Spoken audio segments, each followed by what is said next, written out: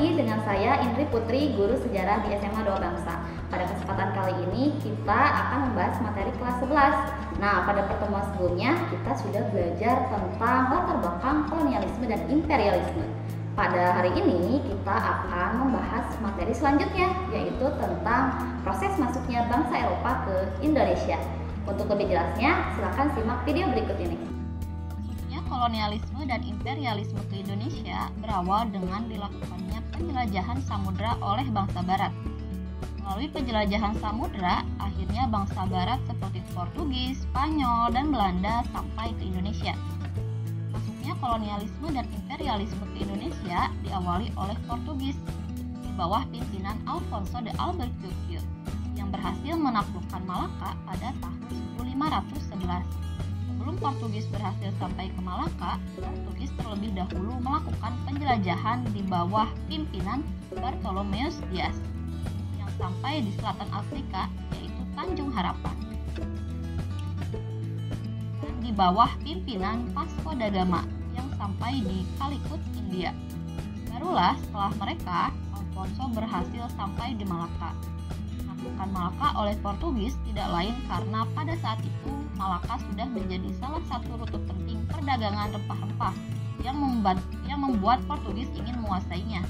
Setelah Malaka, Portugis melakukan ekspedisi lagi ke Maluku dan bekerja sama dengan Kesultanan Ternate. Namun, Portugis harus pergi dari Maluku pada tahun 1575 karena serangan Ternate di bawah pimpinan Sultan Baabullah. Portugis beralih ke Ambon, namun harus terusir kembali oleh Belanda pada tahun 1599.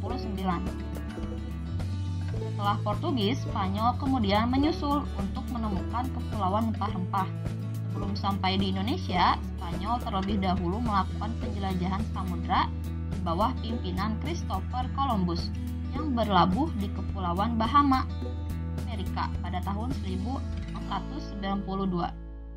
Penemuan Amerika oleh Columbus menyebabkan konflik dengan Portugis yang berujung dengan disepakatinya Perjanjian Tordesillas pada tahun 1494 yang menetapkan bagian barat sebagai wilayah penjelajahan Spanyol dan bagian timur sebagai wilayah penjelajahan Portugis. Penjelajahan Spanyol dilanjutkan oleh Ferdinand Magellan yang sampai di Filipina pada tahun 1519. Kemudian diteruskan oleh Sebastian Elcano yang berhasil mencapai Indonesia, tepatnya Kepulauan Maluku pada tahun 1521. Spanyol kemudian bekerja sama dengan Tidore yang berkonflik dengan Ternate yang lebih dulu bekerja sama dengan Portugis. Konflik tersebut berakhir setelah dilakukan Perjanjian Saragossa pada tahun 1529. Berdasarkan Perjanjian Saragossa, Spanyol harus meninggalkan Maluku untuk mendapatkan Filipina, dan Portugis tetap berkuasa di Maluku. Sejak tahun 1534 tidak ada lagi ekspedisi Spanyol ke Indonesia. Dengan keberhasilan Portugis dan Spanyol dalam menemukan daerah baru penghasil rempah-rempah, maka Belanda tidak mau tinggal diam. Jelajah Belanda di bawah pimpinan Cornelis de Houtman berhasil sampai di Banten pada tahun 1596. Namun Belanda diusir oleh rakyat Banten dan pergi tanpa mendapatkan rempah-rempah. Belanda kemudian melakukan penjelajahan di bawah pimpinan Jacob van Eyck dan berhasil sampai di Maluku pada tahun 1598.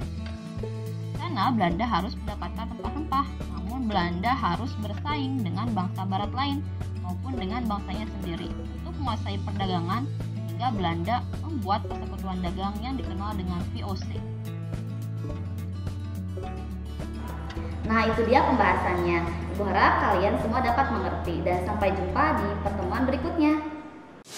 Audio Jungle.